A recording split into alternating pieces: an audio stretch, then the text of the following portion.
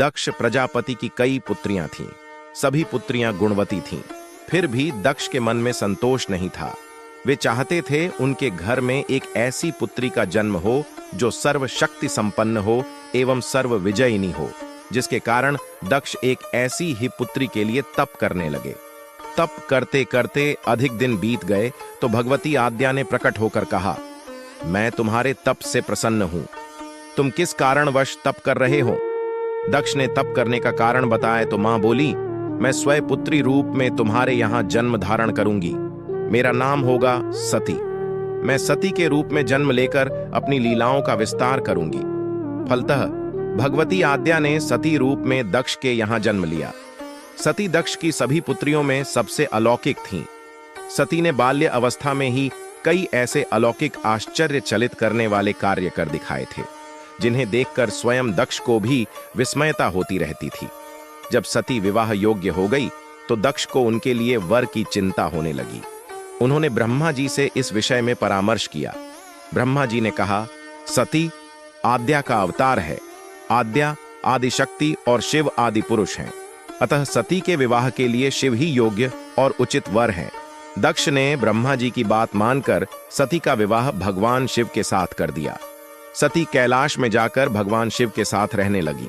भगवान शिव के दक्ष के दामाद थे, किंतु एक ऐसी घटना घटित हो गई जिसके कारण दक्ष के हृदय में भगवान शिव के प्रति बैर और विरोध भाव पैदा हो गया। एक बार देवलोक में ब्रह्मा ने धर्म के निरूपण के लिए एक सभा का आयोजन किया था। सभी बड़े बड़े देवता सभा में एकत्र हो गए थे। भगवान शिव भी इस सभा में बैठे थे।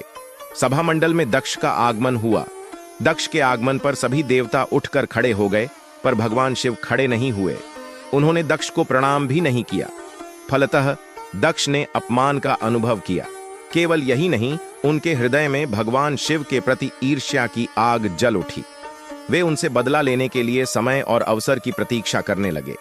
एक बार सती और शिव कैलाश पर्वत पर बैठे हुए परस्पर वार्तालाप कर रहे थे।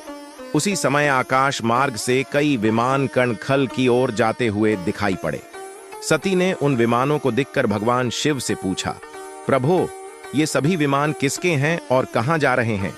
भगवान शक्र ने उत्तर दिया, आपके पिता ने बहुत बड़े यज्ञ का आयोजन किया है।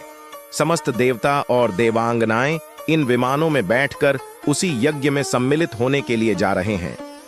इस पर सती ने दूसरा प्रश्न किया, क्या मेरे पिता ने आपको यज्ञ में सम्मिलित होने के लिए नहीं बुलाया? भगवान शंकर ने उत्तर दिया, आपके पिता मुझसे बैर रखते हैं, फिर वे मुझे क्यों बुलाने लगे? सती मन ही मन सोचने लगी। फिर बोली, यज्ञ के इस अवसर पर अवश्य मेरी सभी बहनें आएंगी। उनसे मिले हुए बहुत दिन हो गए। यदि आपकी अनुमति हो तो मैं भी अपने पिता के घर जाना चाहती हूं। यज्ञ में सम्मिलित हो लूंगी और बहनों से भी मिलने का सुअवसर मिलेगा। भगवान शिव ने उत्तर दिया, इस समय वहां जाना उचित नहीं होगा। आपके पिता मुझसे जलते हैं, हो सकता है वे आपका भी अपमान करें। बिना बुलाए किसी के घर जाना उचित नहीं होता है। इस पर सती ने प्रश्न किया, ऐसा क्यों? भगवान शिव ने उत्तर दिया, विवाहिता लड़की को बिना बुलाए पिता के घर नहीं जाना चाहिए, क्योंकि विवाह हो जाने पर लड़की अपने पति की हो जाती है। पिता के घर से उसका संबंध टूट जाता है।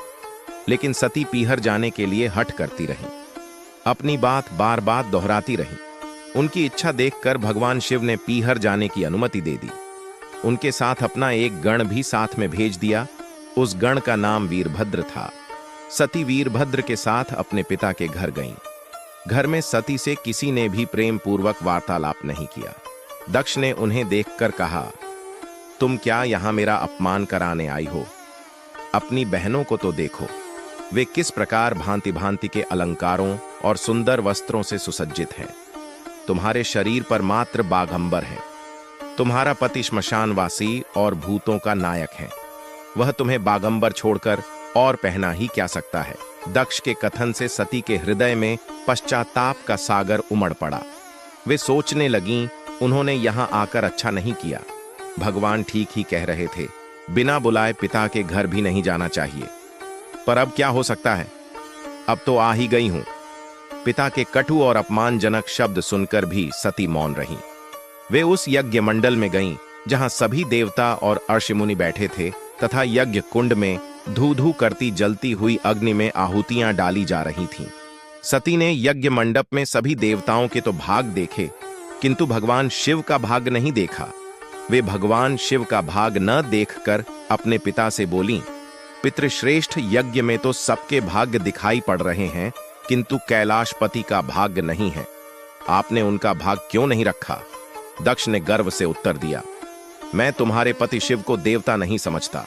वह तो भूतों का स्वामी, नग्न रहने वाला और हड्डियों की माला धारण करने वाला है। वह देवताओं की पंक्ति में बैठने योग्य नहीं है। उसे कौन भाग देगा? सती के नेत्र लाल हो उठे, उनकी भौहें कुटिल हो गईं। उनका मुखमंडल प्रलय के सूर्य की भांति तेजोदीप्त हो उठा। उन्होंने पीड़ा से तिलमिलाते हुए कहा, ओह, मैं इन शब्दों को कैसे सुन रही हूं? मुझे धिक्कार है। देवताओं, तुम्हें भी धिक्कार है। तुम भी उन कैलाशपति के लिए इन शब्दों को कैसे सुन रहे हो, जो मंगल के प्रतीक हैं और जो क्षण मात्र में संपूर्ण सृष्टि को नष्ट करने की शक्ति रखते हैं। वे मेरे स्वामी हैं। नारी के लिए उसका पति ही स्वर्ग होता है। जो नारी अपने पति के लिए अपमानजनक शब्दों को सुनती है, उसे नरक में जाना पड़ता है। पृथ्वी सुनो, आकाश सुनो और देवताओं, तुम भी सुनो। मेरे पिता ने मेरे स्वामी का अपमान किया है। मैं अब एक क्षण भी जीवित रहना नहीं चाहती। सती अपने कथन को समाप्त करती हुई यज्ञ के कुंड में कूद पड़ी। जलती हुई आहुतियों के साथ उनका शरीर भी जलने लगा। यज्ञ मंडप में खलबली पैदा हो गई, हाहाकार मच गया। देवता उठकर खड़े हो गए। वीरभद्र क्रोध से कांप उठे। वे उछल उछल कर यज्ञ का विध्वंस करने लगे। यज्ञ मंडप में भगदड़ मच गई। देवता और ऋषि मुनि भाग खड़े हुए। वीरभद्र ने देखते ही देखते दक्ष का मस्तक काटकर फेंक दिया। समाचार भगवान शिव के कानों में भी पड़ा। वे प्रचंड आंधी की भांति कणखल जा पहुंचे।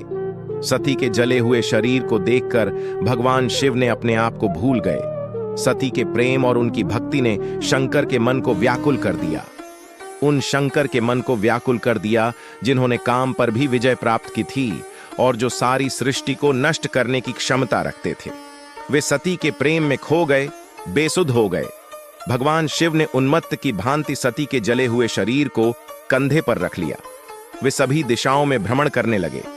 शिव और सती के इस अलौकिक प्रेम को देखकर पृथ्वी रुक गई, हवा रुक गई, जल का प्रवाह ठहर गया और रुक गईं देवताओं की सांसें।